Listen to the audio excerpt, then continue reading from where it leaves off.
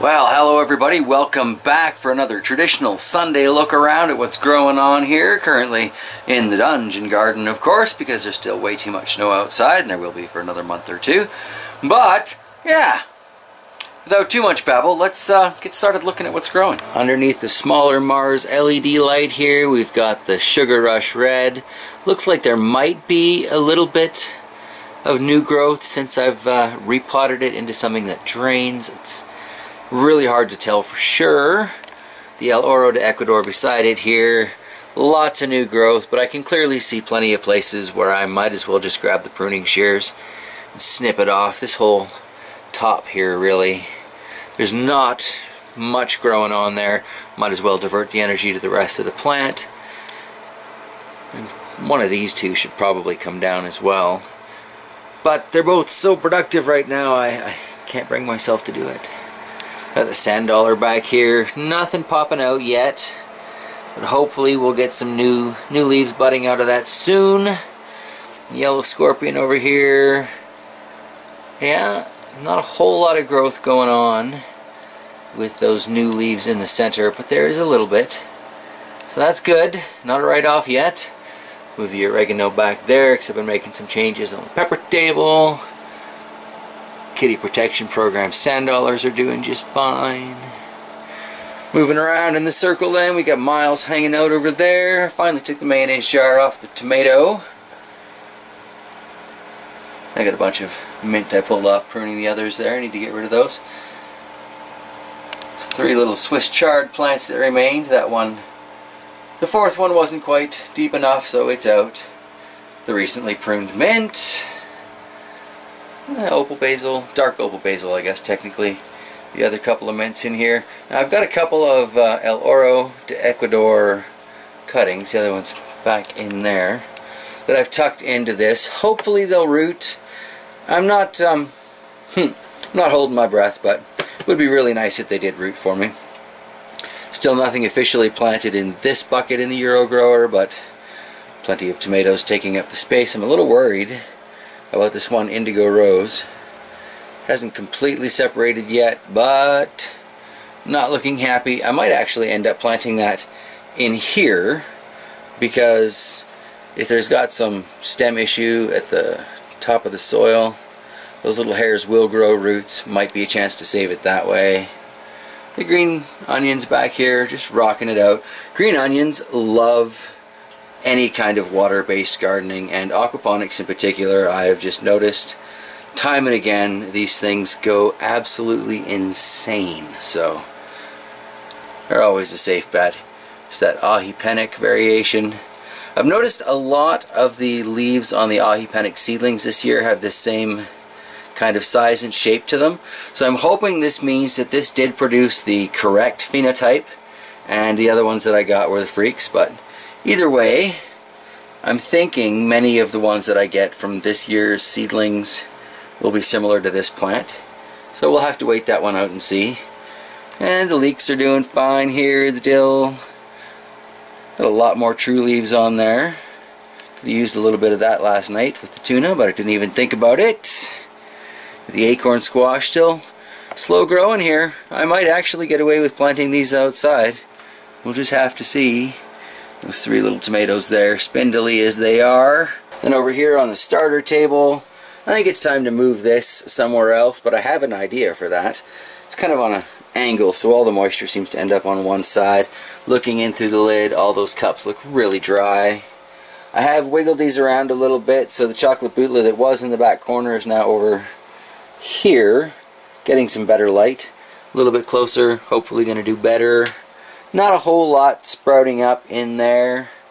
We do still have these 3. I believe these are Sugar Rush Cream. They're looking just fine, so I'm pretty happy about that.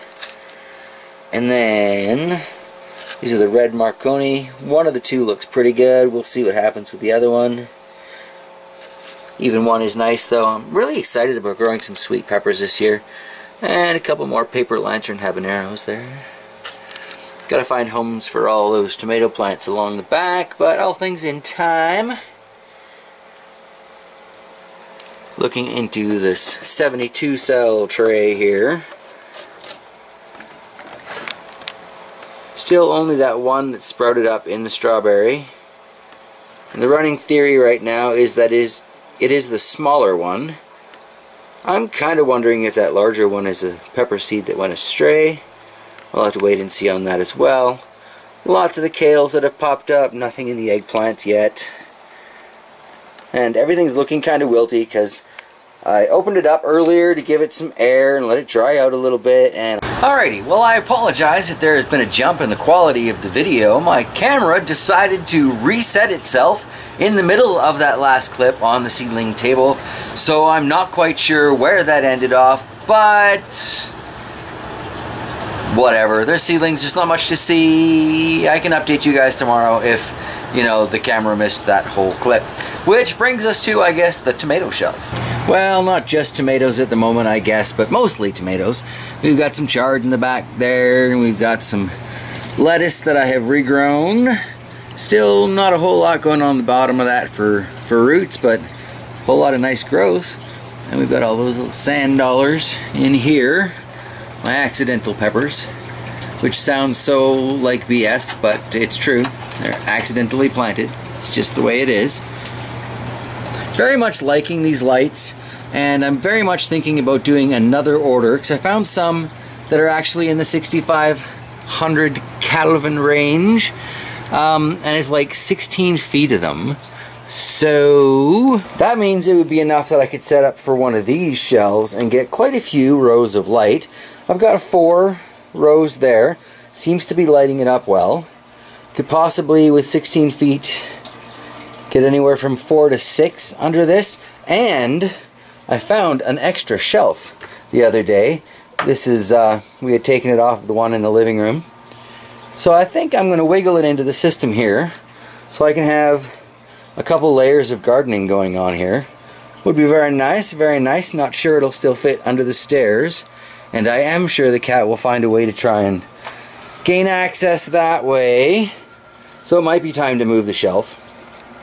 But it all kind of plugs into itself, and I guess I'll just plug it into a power bar and make it even easier on myself that way.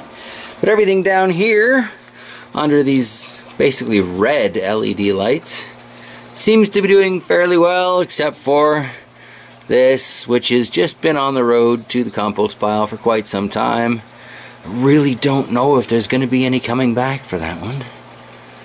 The coffee tree seems to be dealing with being transplanted fairly well, dealing with the change in light spectrum fairly well. Some weird stuff going on with these top leaves. That is really dusty.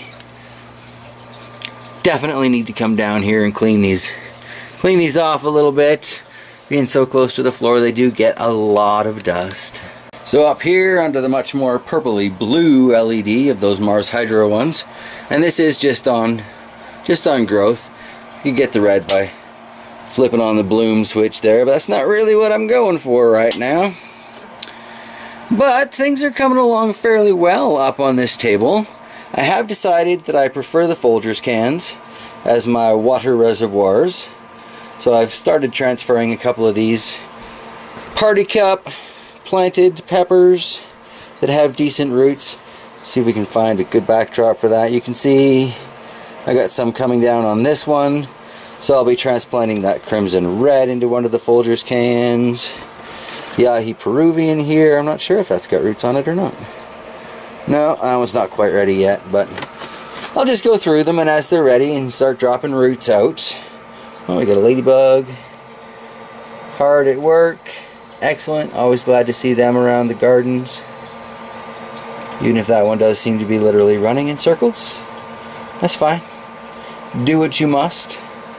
But anyway, I'm going to go through over the next few days and set up a few more of these, because it seems to be working. The handle is nice. I've already gotten a little bit of decent root growth out of these guys since I transferred them. Although, to be honest, the nicest looking root growth did come from this one, and I'm thinking it's because it's a thicker plastic, but it's just enough more awkward that I don't want to do it. But do you see all of those side shoots on those roots? Those were not there when I put it in. So it's going to stay, and we're going to just kind of see and compare it along the journey to the other ones that are in the Folgers cans, but this is going to be so much easier for me to deal with, I think. The handle and the lids are nice and easy to cut. It all works fairly well. It all works fairly well. So I've been rummaging around finding all the intact Folgers cans and lids and pairing them up, getting them ready for cutting and converting and figuring out which one from each of the various pepper varieties is going to be prepped in the party cups to try and grow roots. Speaking of which, you want to see something ridiculous? Here are 2 little red demon peppers that Fuzzy rooted for me, and rooted he did. It's already got a little sprig coming out the bottom, but I just can't bring myself to put such a tiny little plant into a Folgers container already. So we will see. We will see. This Matchbox over here is still just rocking it out. And again, we've got one that looks like it could be flower petals, could be a pepper bomb. I just don't know. Certainly exciting though how many of these things are already trying to bear fruit. Little Mint's got 2 ahi panics and a paper lantern up there right now. Nothing going on in those tiny things. The water bottle bottoms seemed like a good idea for planting in at the time because, you know, I could just put the top on and have a nice humidome, but this was not a good idea. It's kind of a pain to transplant from, and they make better tops on the cups or whatever, so yeah, not my brightest idea. This little one's coming along nicely. Still need to properly transplant that Grandpa's Siberian home. Got some good water weight to it though, it's alright. Yeah.